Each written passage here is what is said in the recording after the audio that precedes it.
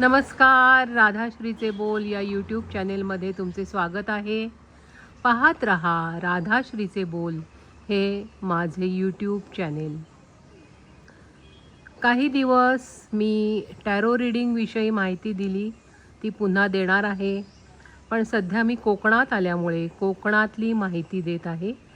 हा जो समोर वृक्ष दिसत आहे तो नागचाफा या नावाचा आहे.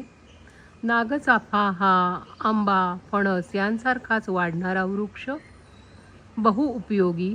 याचं केशर अतिशय उपयोगी आहे. मसाल्यांमध्ये, आयुर्वेदात च्यवनप्राश करायला वापरतात. पांढऱ्या रंगाचं फूल, आतमध्ये पिवळसर केशरी रंगाचं केशर, ज्याला नागकेशर असं म्हटलं जातं.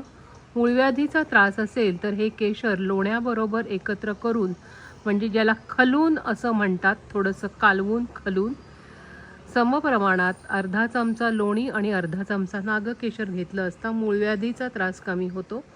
तसंच महिलांना त्यांच्या मासिक धर्मामध्ये उपयोगी, विशेषतः जेव्हा मेनोपॉजची स्टेज येते आणि अनियमित रक्तस्राव होतो तेव्हासुद्धा तुपाबरोबर हे केशर घेतलं असता बहुउपयोगी आहे. असा हा नागकेशराचा परिणाम होतो.